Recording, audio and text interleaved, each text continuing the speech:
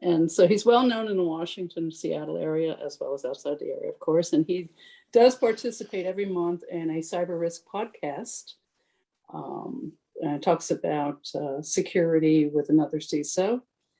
And if you look at the email that was sent out, you can see the links. And I'd like to welcome once again our good friend Jake. And we collectively apologize. We had really hoped to make this the first in-person meeting, but the Delta variant did not cooperate. As everyone knows, we've kind of, the mask mandate is back, and we felt that though we probably could have met in person, it would have been with masks, and we just decided to wait. Hopefully nobody is too upset about that. I'm in actually two different meetings, so it's kind of confusing for me. Sorry. Well, that's even better. So you can't do that in real life. You can only be in two places at once virtually. So okay. Now there's somebody calling you. So as we continue to deal with the Zoom world, I figured what I would do, since we kind of had to quickly change directions for this meeting, is recently my podcast, we do this thing every year, and apparently we have a typo. Look at that. With the Verizon data breach investigations report, and it is, if you haven't read the DBIR and you're in this industry, you're probably maybe hiding under a rock or just not going online, because it's pretty hard to miss. They make a pretty big deal out of it when they release it every year, and it's really valuable. So we thought, just in case you haven't had time to go through all 119 pages, that we would take this opportunity to kind of recreate, although with visuals, one of our kind of my personal favorite kind of annual tradition on the podcast. So I'm going to go ahead and kick this off. You already know who I am. Thank you, Gene. Fortunately, this time it's going to be pretty obvious, but just in case, I'm not providing legal advice, and these are my own opinions and don't necessarily reflect those of K&L Gates, where I am now a partner in the Technology Transactions, Data Protection, Privacy, and Security Group. So first, introduction to the DBIR. What is the DBIR? Well, it's a treasure trove of data and insights from the folks at Verizon's incident response team. It also happens to be an amazingly funny collection of clever cultural references, which usually are in the footnotes. And of course, as I've mentioned, it is the subject of an annual series of my podcast episodes.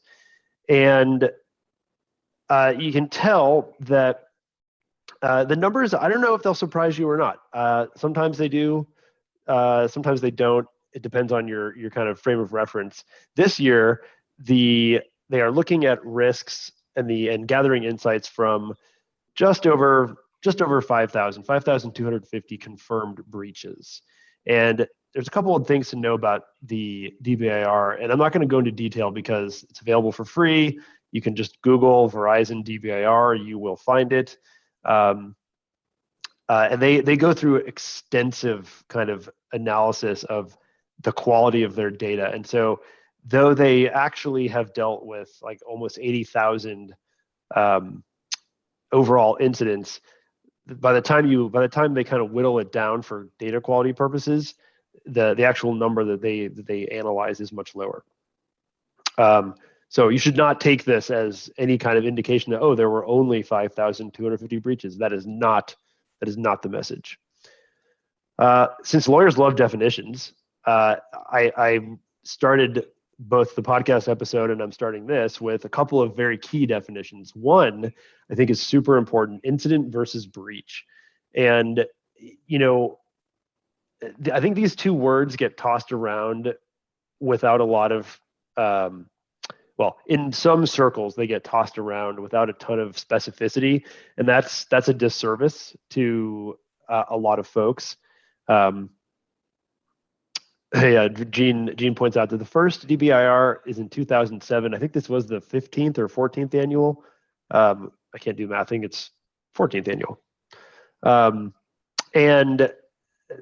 it's really important. So an incident, and this is for purposes of the report, but it's pretty good definition around as well. It's a security event that compromises the integrity, confidentiality, or availability of an information asset.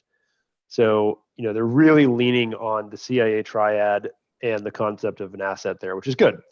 A breach, on the other hand, is an incident that results in the confirmed disclosure, not just potential exposure, of data to an unauthorized party. So in other words, all breaches are incidents, but fortunately, most incidents are not breaches. And then there's also going to be some terms throughout: action, threat actor, variety.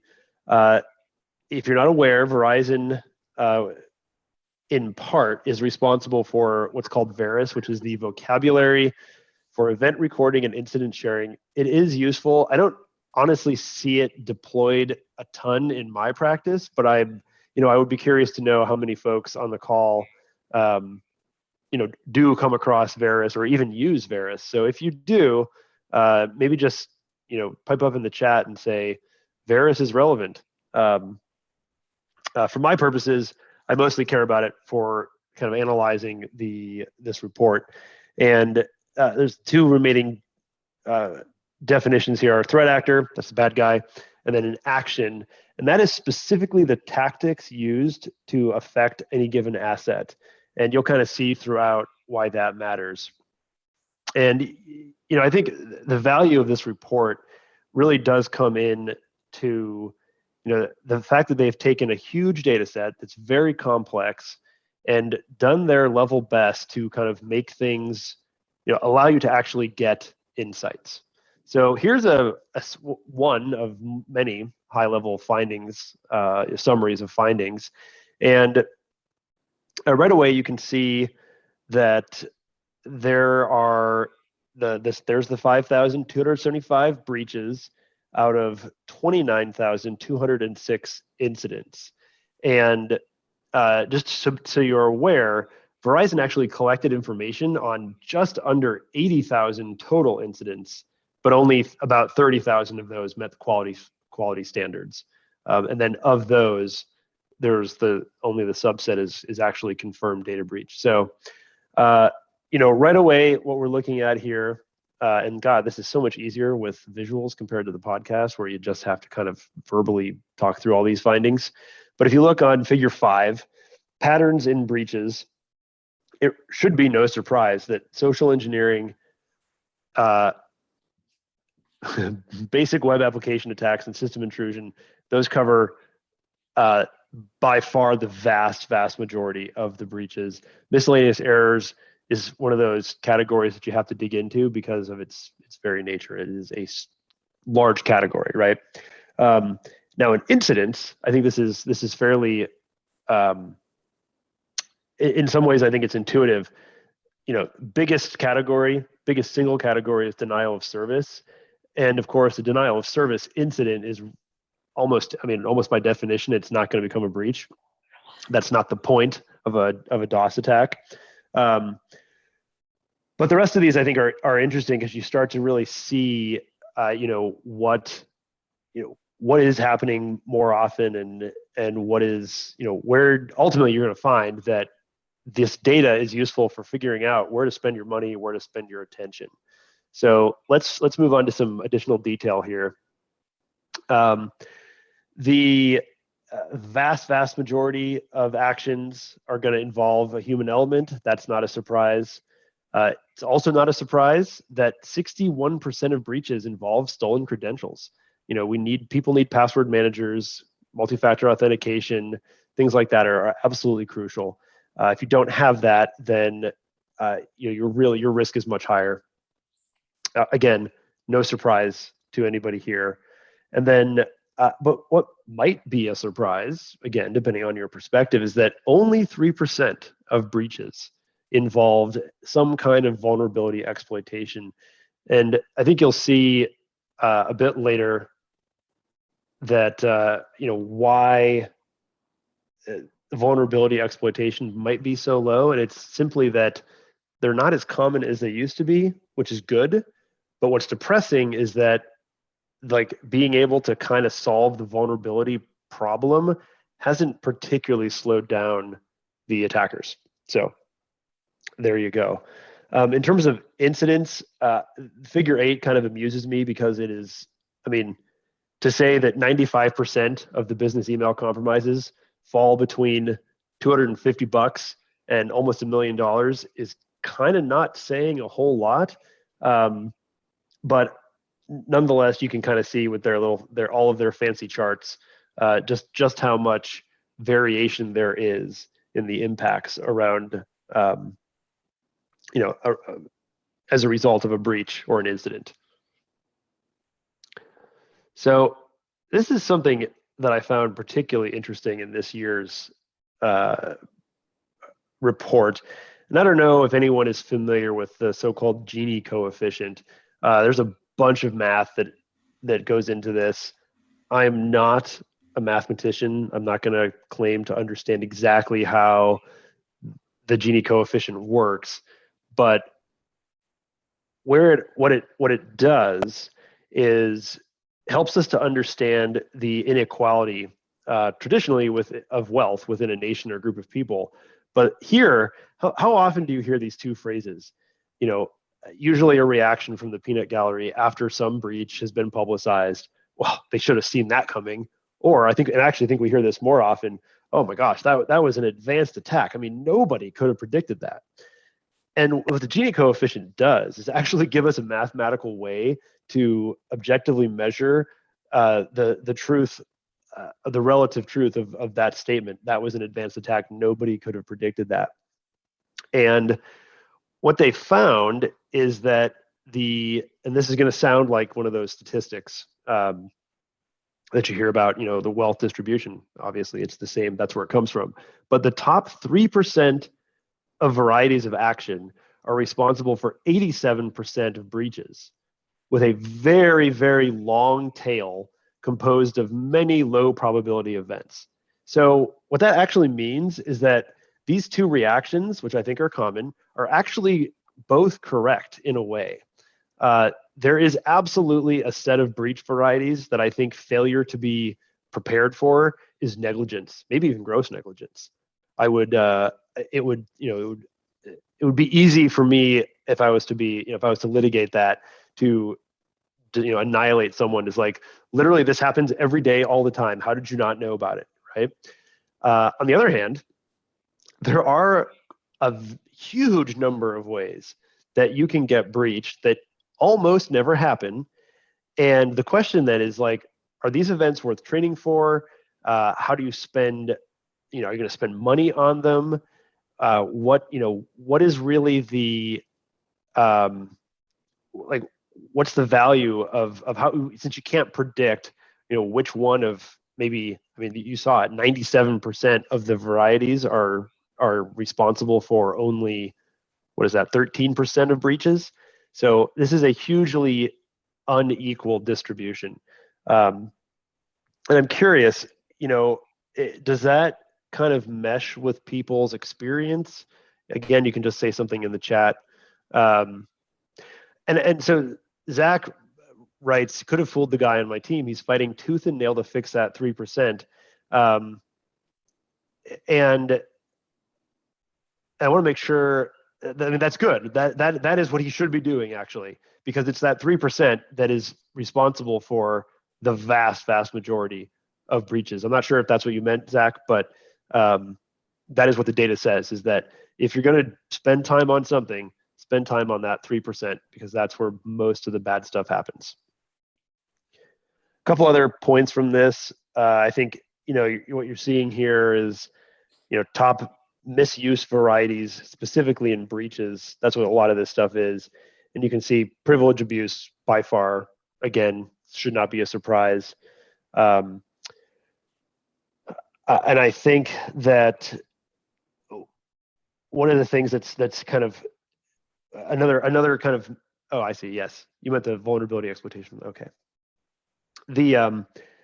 This figure 12, talking about time between SIM events, what it basically says is that it's random. Like there's no predictability to that. There's just it kind of proves that sense that, you know, stuff just happens and you have to react to it. So it's interesting to kind of see data, because I think a lot of us in the profession kind of intuitively feel this way, but the DBIR, I think, gives some ammunition to that. So I'm going to move on to what I've labeled bad guys and bumblers. I think you can see where this is going. So it is, you know, if the question is, you know, who is causing who are the threat actors? Well, it's pretty obvious. Yup, it's still criminals, but only roughly 80%, which leaves, you know, a pretty solid 20% of threat actors who are not organized crime. And I think depending upon, you know, the type of organization that you work at and the type of data you're required to protect, you know, you can see in Figure 14 how the threat actor over time has changed. We've actually the number of basically the number of inside jobs has actually gone down a little, which is, I think, a positive. It certainly does not seem to be a negative to me. And if anything, you can just see that espionage, which seemed to have peaked oddly in 2018, has plummeted, and it's about the money. So it is often only about the money, and that's important because it kind of gives you a real sense of you know, who's coming after you. The other thing I want to point out is what this whole secondary. I'm going to get to on this slide here.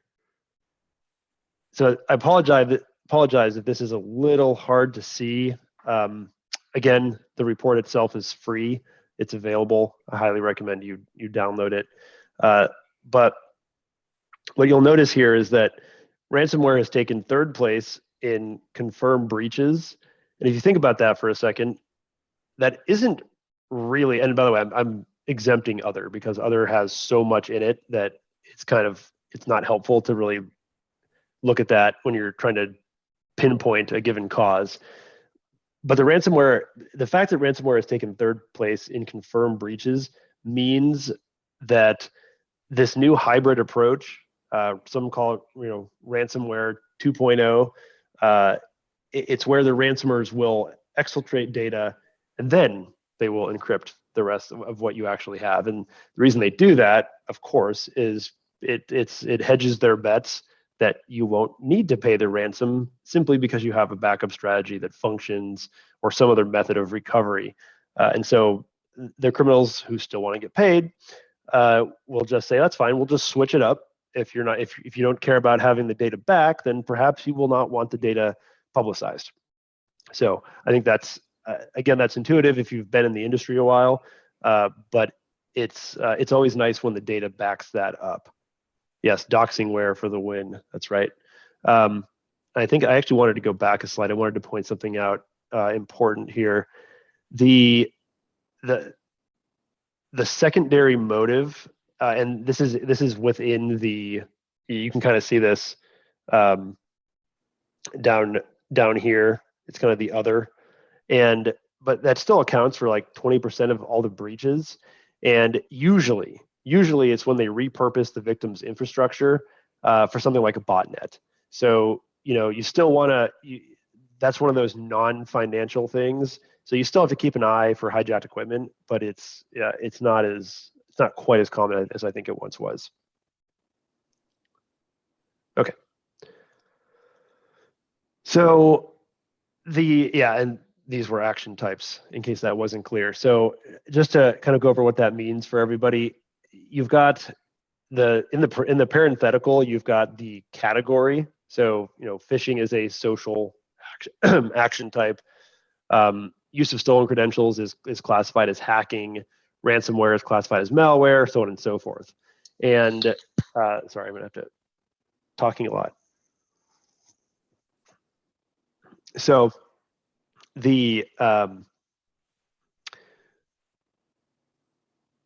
what you want to look for is there's and again, like there are so many charts and tables in this report that there was no way I could put all of them into this relatively short presentation. So again, take a look if you're curious about more. They break this down in every way you can possibly imagine. In order to actually get through it all, we're going to move on to errors and consequences. So this is a section that kind of talks about what are the consequences of what happens. And what you see here is in this kind of heat mappy figure 24 that there is the threat actors are using the different action varieties in order to accomplish different kind of results. Again, this is intuitive and it's obvious, but what's helpful about it is that you can see that, for example, there is that middle column there, elevate, it's elevation of privilege. And it's actually, there's a fairly decent variety in there of kind of how they are doing that and what actions they're using. And malware in particular is quite versatile. Obviously, it's most often used to deploy a payload, but it can do everything. It's a very useful thing. What do I think is the most interesting surprise in the report? We'll get there. I have it in here. Jake, what does it mean under the column exfiltrate 100% physical? That it's 100% successful? Or so what this means is in the data set, when there was a physical action, it always resulted in an exfiltration. It's a theft. That's what it is. It's a theft. It's a theft of a laptop. It's a theft of files. Most of the time, in this case, it's a laptop or a USB drive, things like that. That's usually what that means. Almost all the time. And one thing I do want to point out, the other side of this slide, the kind of consolidated actions. And again, these are only in breaches. There is information that you can find if you want to look for it on all the different incidents. But I mean, an incident, like I mentioned at the beginning, is everything from a DOS attack, which those happen all the time continuously, all the way through to an actual data breach. So a lot of this chart do focus on breaches because that's what most people are most trying to prevent. So figure 23 is helpful. Sorry. Go ahead. I remember working for different companies where one of the biggest losses was always people who left their laptops on top of their cars and drove off. Yes, and there is possibly coming up a chart about the kind of frequency of these various actions and the results by number. I do think the number of people leaving laptops on cars has dropped comparatively, but that used to be a huge issue. Absolutely. And sorry, just to go on figure 23, I want to point out something that I think is particularly, I would say, distressing. Yes, hacking is bad. Like we all know that hacking is going to be responsible for a great number of breaches, and then social engineering, right, between those two. But check out what's third. Third place is simple error. This error is, by the way, error is often classified as quote, an internal actor because it means that someone inside screwed up. And though it has gone down over time, and there's the chart, of course, that shows that, it still accounts for 17% of all breaches. So if you're a risk manager, if you're a, general counsel, I see someone on the call who is a general counsel, that you really gotta push on the kind of dealing with that error, making sure that people that there's redundancy, that it remains front and center as a risk management kind of focus. So it is like there's no other way to say it. It's a big deal. and that's something that has to continue to be dealt with. Yes, Tabitha, malicious internal actors do fall under. No, they do not. Error is, I'm sorry, that's different. A malicious internal actor could be misuse. Actually, it could be anything probably other than error. Error really does mean didn't mean to do it. So that's just in terms of DBIR parlance. That's what that means. Okay, so this is something that I don't know if this is surprising, Gene, but it is new. This is a breakdown of the action pattern at the beginning, middle, and end of a breach. So again, we're limited to that 5,200 give or take breaches. But what you see here is you can kind of look at this in terms of the different stages of a breach. It's no surprise that in the hacking, or in the beginning, kind of the beginning phases of a breach, that hacking is obviously going to take kind of the lead on that. Again, here pops up error, which means that, what is that, roughly 25 to 30% of breaches actually begin with a mistake. They continue kind of forward, much more often with malware.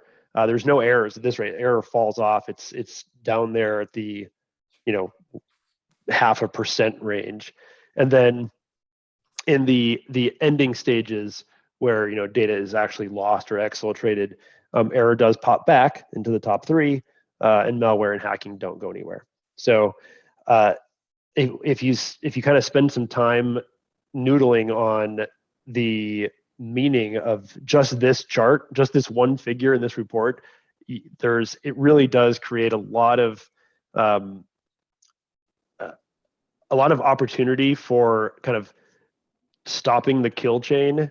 And I think that's one of the reasons they did it this year, and I think it is quite helpful. Yeah, and for some reason, those are happening after I'm done talking about it, but that's what this is, breakdown by stage. Thanks, PowerPoint. So this time I'm not going to fall for it. Their desktop sharing threat. This was interesting. This was absolutely the result of the pandemic. There's actually quite a bit in this year's report that is directly attributable to the pandemic. Someone is gone off mute. I'm hoping we can. There we go. Okay, it stopped. And so, yeah, web application in terms of a hacking vector, and this chart is solely about hacking vectors, and it's vast majority are web application, but out of nowhere comes desktop sharing, and it has hit the over 5% threshold. And so, what Verizon is saying is, hey, this came up mostly as a result of the pandemic and people needing to do kind of desktop sharing, things like Zoom, far more often. And I don't think it's actually Zoom. I think it's more the remote desktop, things like that. They define it in the report completely, but it's enough of a threat that it should be looked at when you are figuring out where you're going to spend your security dollars. And the last note here, you can kind of see that 89% of the hacking varieties in this particular vector in some way used credentials. So it was either a stolen credential or brute force. Like, if someone is successfully brute forcing their way into somebody's system in 2021, it is solely, I kind of feel like it's their own fault. Like, that might be negligent in my mind. I would probably argue that it was negligent, just because password complexity should be set to such a point where that really doesn't happen. Stolen credentials, that's a big issue. Brute forcing, I have a little bit less sympathy there. Okay, so assets. This one's quick, but it's interesting, and I apologize for the compressed visuals here. It's obviously not so bad in the actual report. First thing to point out, just so it's clear, is that 27 is incidents and 29 is breaches. And the this section here, 28, is kind of it's the very specific. So what is an asset? Asset refers to the threat actor's chosen targets. It can be, obviously, as you see over here, and I can never remember if you can actually see my mouse when I'm doing this, but the web application server, that's an asset, obviously, all the way down to a single file or a person. So it's whatever the bad guys are trying to get at. And what the data shows is that 80% of 80% of assets in incidents are still data, like there's some form of data, whether they are, in other words, not a person. But the person asset, which is people, has pulled into second place with a roughly 15% prevalence, and that's an incident. So this first kind of skinny, the middle arrow is showing you that the incidents there, person's in second place, but a pretty distant second. Conversely, when you look at the breach data, and this shouldn't be a surprise, the person asset as the target jumps way up to 40%, just about 40%. So I think what you get from there is that, and by the way, user dev, that actually stands for user device, just so everyone's clear on that. What this means is that the person has vastly overtaken their own devices as the targets. So if we're thinking about the stolen laptop or the laptop that is left in the TSA X-ray machine, statistically speaking, you're more likely to receive a phishing email or some other scam that attempts to go after you than to have a bad guy who actually care about that laptop. Server, different story. Obviously, the servers have all the goods. That's why they go after them. But I did find that to be an interesting. I don't know, again, Gene, if that's a big surprise, but it is it's an evolution for sure of things. Let's see. One of the things that DBIR kind of points out in the analysis, and by the way, I'm only showing you the kind of visuals and the charts and the tables. There is a lot of text also in the report that is absolutely worth reading if you're interested. And frankly, if you're on this call, you should be interested. So everyone should read it. And one of the things that they say in that text is that because breaches are moving more towards social engineering and web app vectors, that's why they're becoming more server-based. So I think in the not too distant past, this was a little bit more even, it was more spread out than it is today. And clearly it goes without saying, particularly in this group, the cloud does not mean you're secure. Of course not. And a lot of these assets are cloud-based assets. So anyone who tells you that, oh, I'm on the cloud, so we're secure, does not understand. I see that. Does not understand modern security.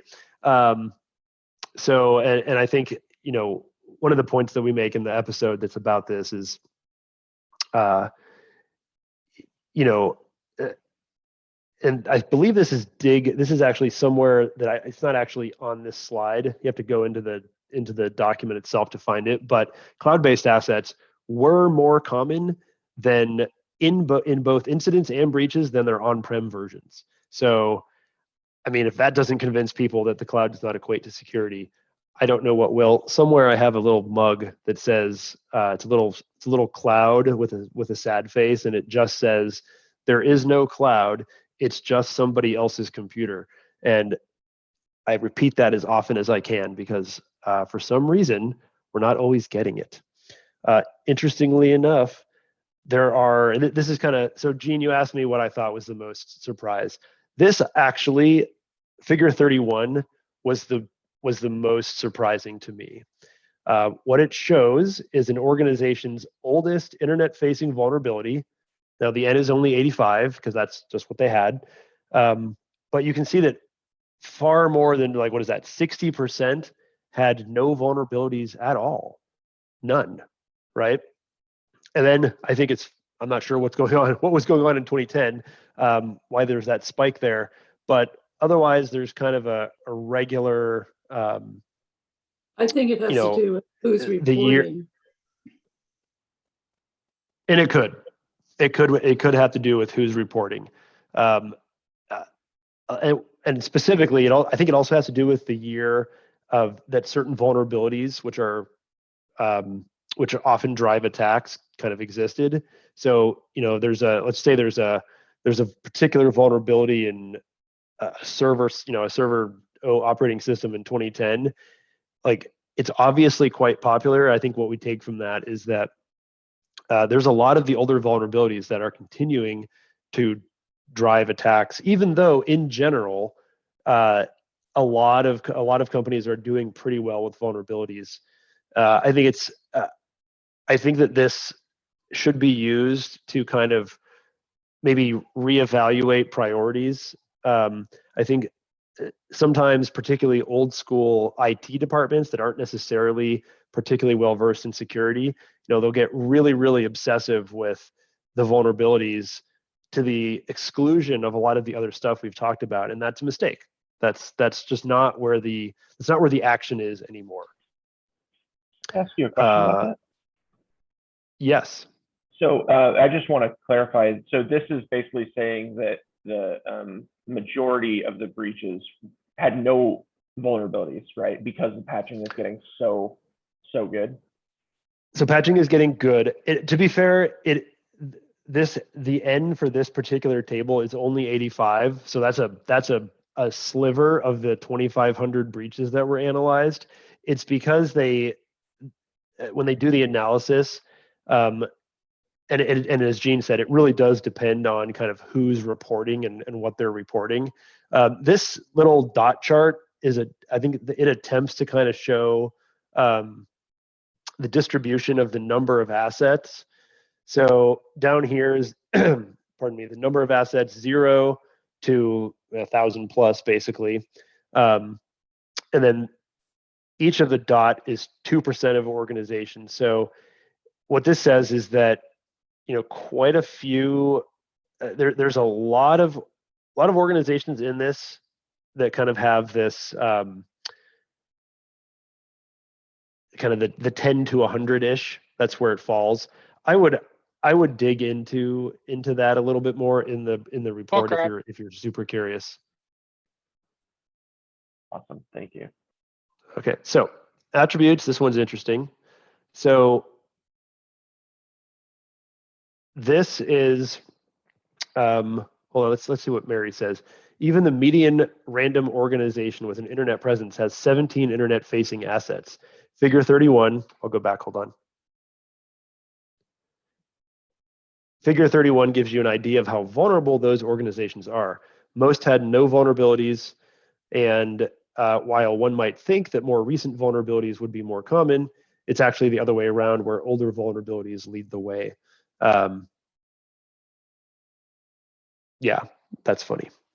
And that by the way, footnote 25, Mary, in the chat, is exactly why I pointed out that it is a entertaining collection of cultural references. Okay, back to attributes, and also making sure I keep an eye on time. So again, in DBIR kind of parlance, attributes are specifically the confidentiality, integrity, and availability violations of the impacted asset. So what that means is, it's that the actions. It's the actions against the assets that result in CIA violations, and what you can kind of see here is it's actually more clear in the next slide how exactly this kind of plays out, but it's the way that the DBIR attempts to measure what about the asset was attacked, if that makes sense. So simple example is, you can have a confidentiality is that's simple. I lost control of it. It's been disclosed, and you can see here that I think, interestingly enough, credentials are the top data variety in breaches, which again, I don't think is surprising, because they can then be used to take on, to grab a whole bunch of other stuff, such as personal data, medical data, and so on and so forth. Banking, internal just means anything that's not some of this other stuff. And then payment data, which has actually disappeared quite a bit.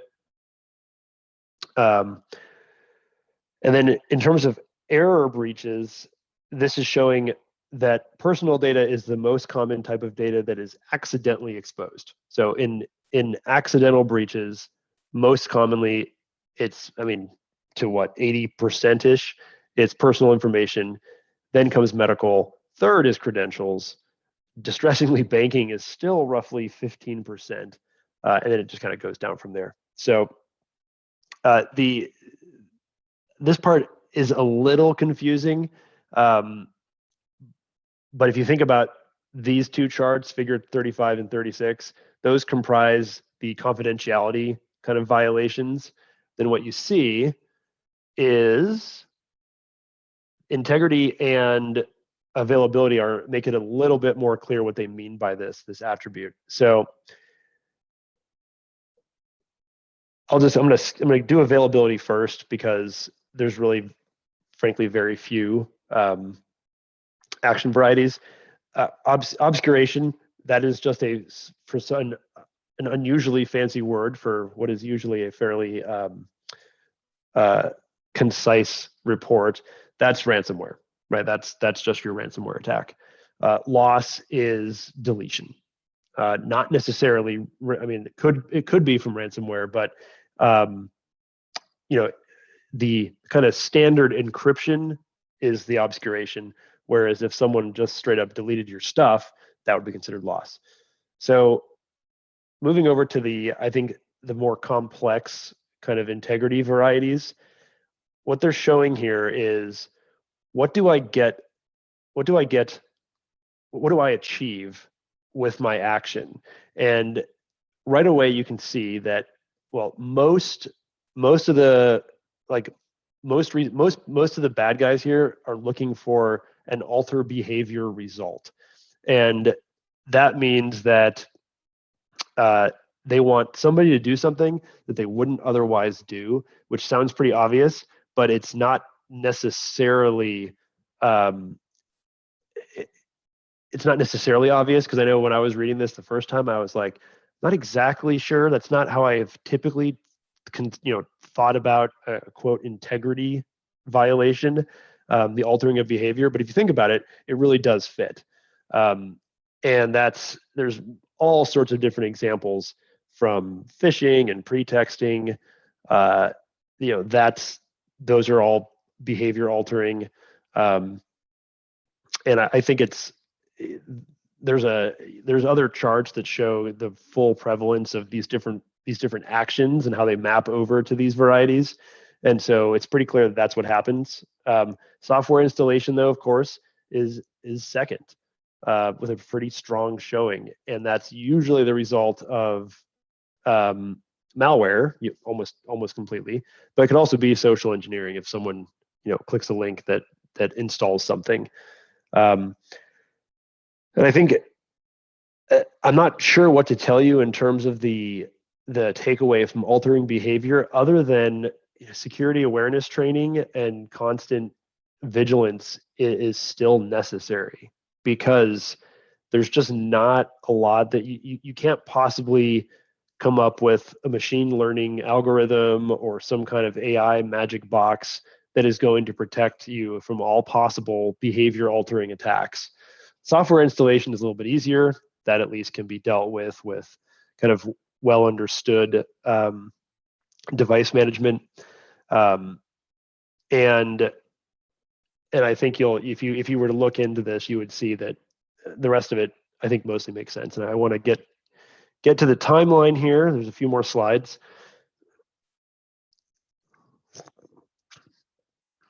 So this one is, I think, mostly good news, which, how often do we really get to do that? So what you see is that overall time to discovery has fallen dramatically. if you look back in 2016, which was not that long ago, 60%, more than 60%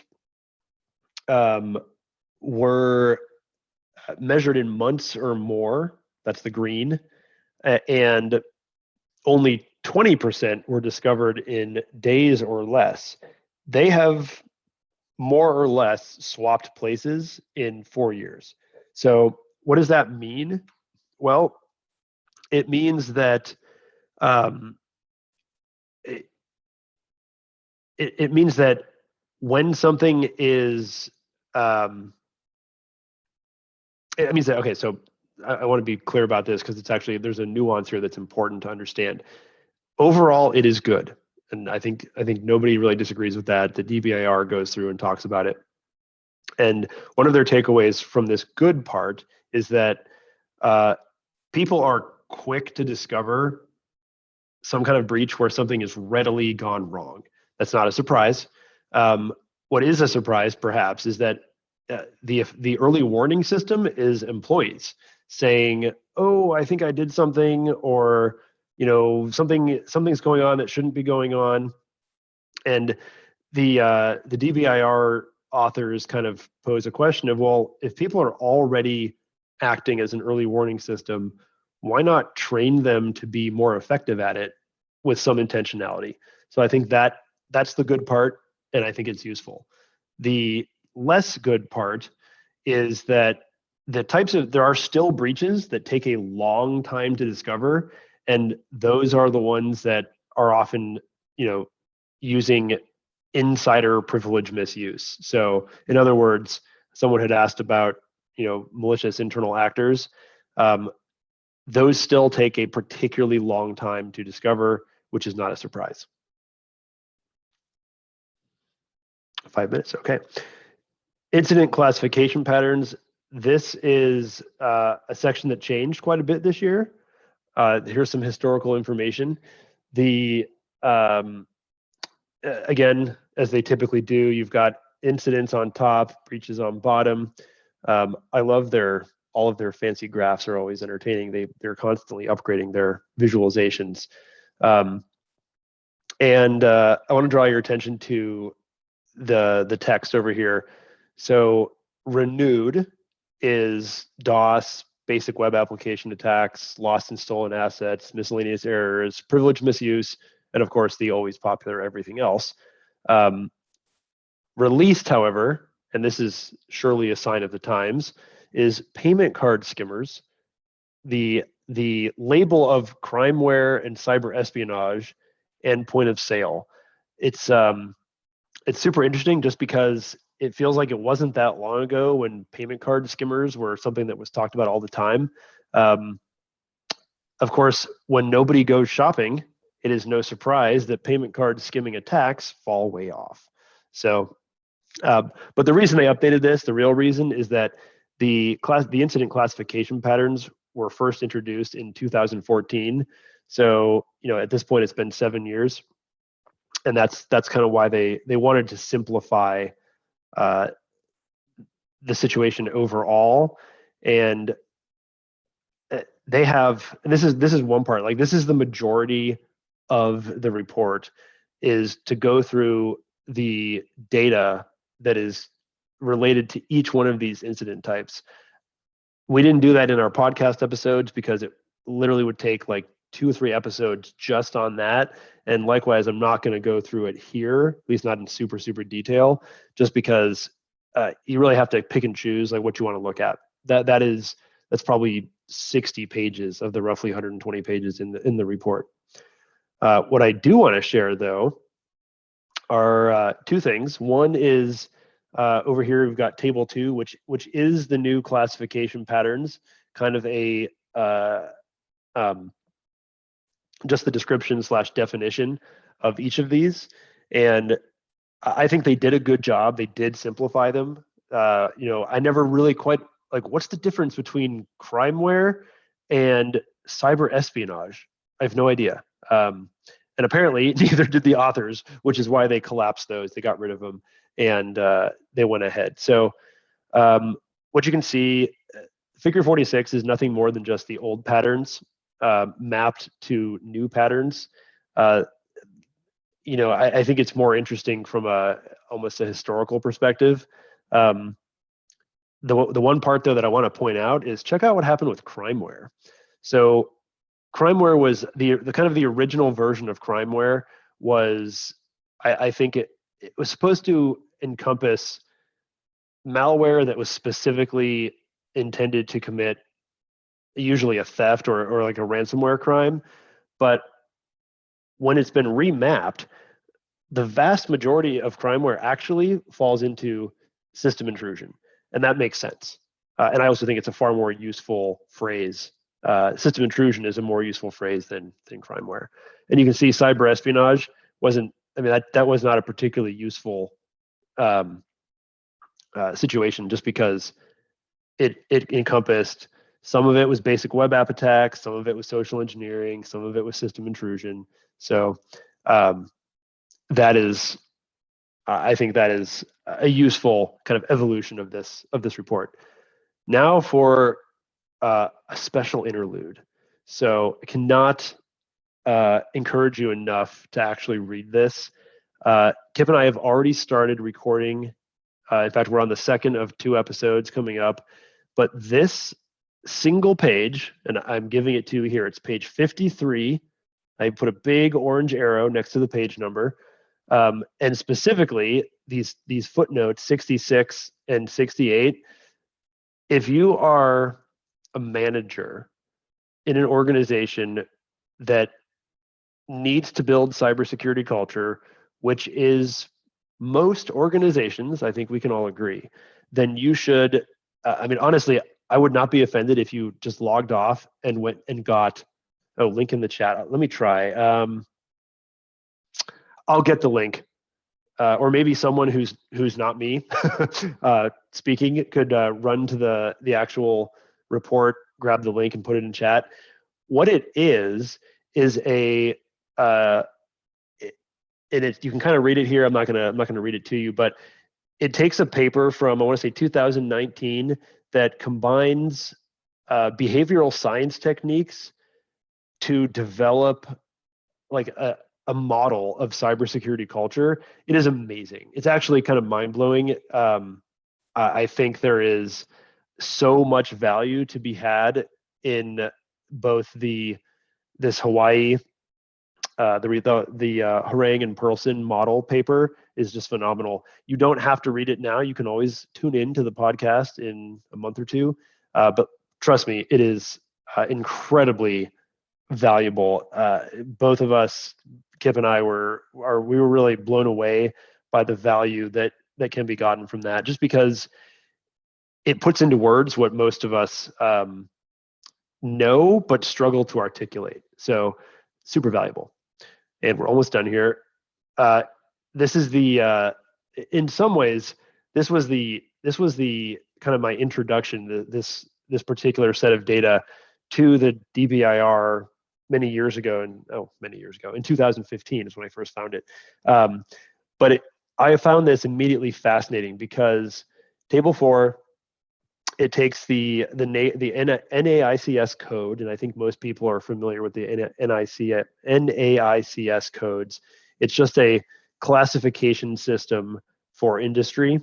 Some of them are really broad and maybe less helpful. Some of them are remarkably specific, like mining gets its own NAICS code, whereas lawyers and CPAs and tons and tons of groups get lumped into professional. But either way, it's an old system. That's what we have. And what they do, and this is something that the DBIR has done every year, although in the last couple of years, they have really upped their game by putting together this kind of full page spread where they look at the attack pattern, they look at the action type, and they look at the asset type, and then they map it across all of the industries. So what you should be doing is find your industry at the bottom, and then just run your finger up the screen and take a look at all of the kind of the major. It's a heat map, right? So look for the kind of most red color, and that's a situation that you want to look at and focus on. And I would recommend that you go look, that you then go look up the specific action, asset, or pattern data in the report itself, because like I said, there's a lot more information than I'm able to show you. But I've always loved this particular page. I think there's a lot of value there. There's a couple of really useful data points here. One is that, I'm not sure you can see this on this page, but 44% of all breaches, as opposed to incidents, were caused by internal actors. Before everyone gets super paranoid about threat actors be amongst themselves, what that actually represents is nothing more than people sending the email to the wrong person. That is classified, often that can be classified as a breach, and it's classified in the error category, and it's considered an insider because that's who did it, right? So that should not be surprising, but it does provide some information on where to if you're going to invest in certain types of software, something that can help minimize accidentally sent emails, of which there are plenty of tools. My computer is running one called Tessian. Is one example. That's a good thing to invest in. Some other statistics based off this, then we're pretty much done here. 74% of breaches are discovered by external parties. 38% are the bad actors making themselves known. That's usually through a ransom demand, so that's not a good thing. And then 36% are from monitoring services. So I don't know how much money everyone spends on monitoring services, but at least they can work. I think that's a positive. So that was, I think my throat is going to permanently seize up here in a minute, but that is all that I had for you tonight. If you want more information, that there are two episodes where Kip and I cover this, where it's not just me talking, and of course there's the actual report itself. So does anyone have any questions?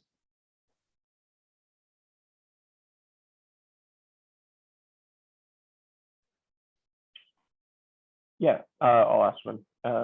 Do you know if there's anywhere in the report that talks about what some of those basic web applications are that are attacked, and what's hit? Like what should we be looking at? Like what web applications should we be looking for to secure? And yeah. So I'm not sure how visible this will be, but so I'm just in the actual report, and I believe. Okay, so what I didn't show you, and you'll see this, is like just some of the information that's in here. Like every NACS code has a page or two of information. Now, what you were asking about was basic web application attacks. So the answer is yes, there is information. Now, do they get super specific as to the actual type? You'd have to come in here and take a look. But as you can see, there's at least, what is that, page 61. So 58 to 61 is all their information about the basic web application attacks. I would go check that out. Put them into a classification. Asset or application type classification group. That's what I noticed. Yeah, is that a question or a comment? I think yeah, that's right. It's Joe Schmooze. Yeah. I've read this. Joe, I know. No, I know who it is. 8 times through. Yep. It's my business. I mean, it really should be everyone's business to some degree. I think the fact that Verizon does this every year and then gives it away for free, it's kind of mind blowing, and really it is. It's just such a valuable service to the community. It is, and I mean, it came out of when Verizon had purchased another cybersecurity company that did this under a different name. But the versus classification was an initial attempt to start trying to figure out what happened and how did incidents relate to actual breaches. It's been it's the basis for some other frameworks now, but it was a very valuable thing at the time and still has a lot of value. Yeah, absolutely. It definitely does. One thing I didn't talk about here, which I did mention briefly on the podcast, is just the SMB, small medium-sized business. There's a lot fewer. There's just much less data, and I leave it to you all to go read that. So there we go. I hope that was interesting. Like I said, I have read this each year since I discovered it. It's really a valuable tool, and based off the comments, I think people liked it. Hey, Jay. Yes. So- hold on. Jamal's got a question I want to answer. Okay. Good. He says, thanks for presenting to the chapter today. You're welcome. When you use the terminology confirmed breach, who is confirming the breach? I believe it's the victim. In fact, I don't believe so. It is definitely the victim who's confirming the breach. We're not trusting any criminals. But if you really want to know the answer to that, it would be in Appendix A, methodology. They go through in excruciating detail, as you can see, about their methodology.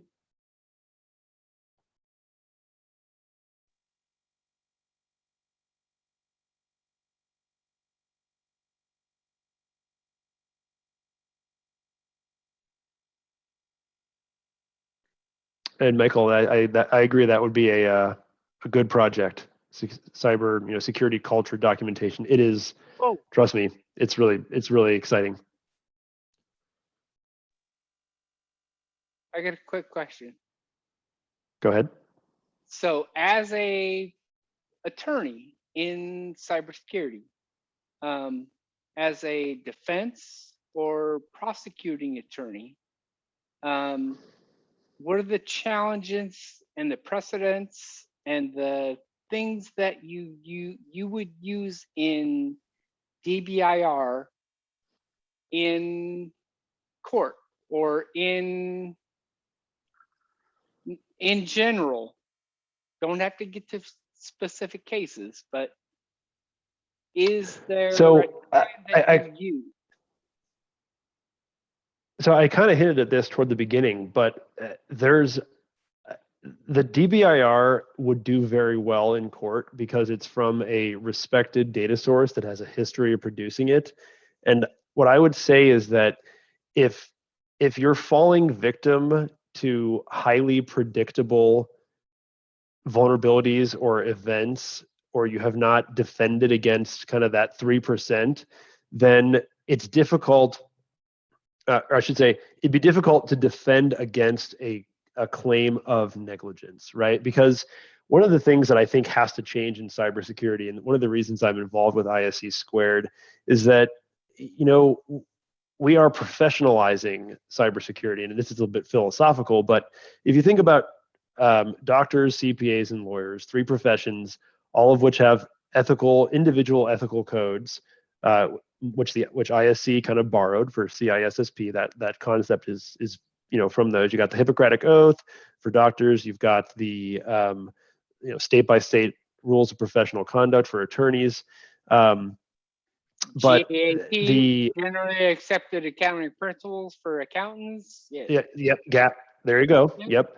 The cybersecurity needs to get there as well, and this, I think, is because what I'm just talking about is a standard of care. It's a very, very normal standard of care concept that you would see in any medical malpractice lawsuit, right? The doctor left the tool in the patient and sewed him back up. I agree. I exactly agree. Listening to both Kip, you and Kip's podcast, both of them, you have that.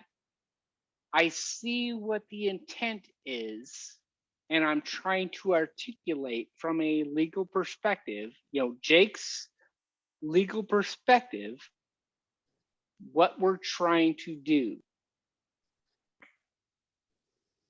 I agree. Good job.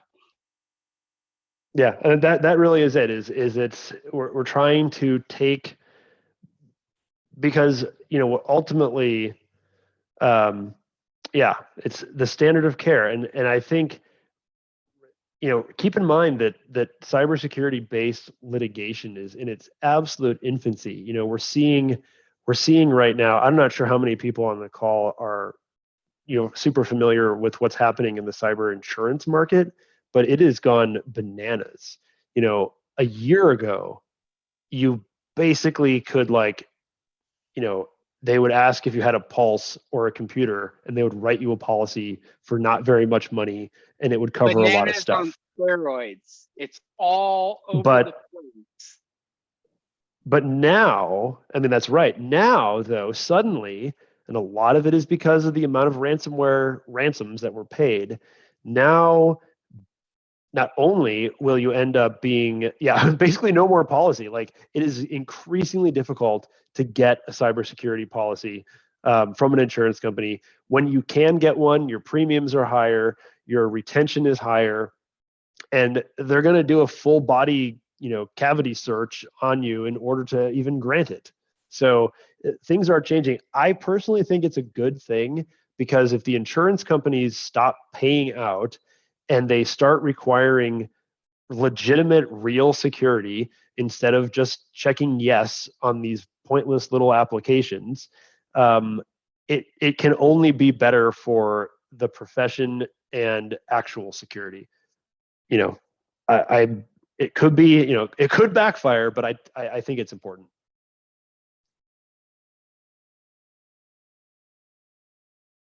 Yeah, insurance. It's really the money that forces people to change, and when once you have to pay, you'll start to see change. So I do have to run. Thank you, everyone. I look forward to being able to meet everyone in person someday. Thanks, Jay.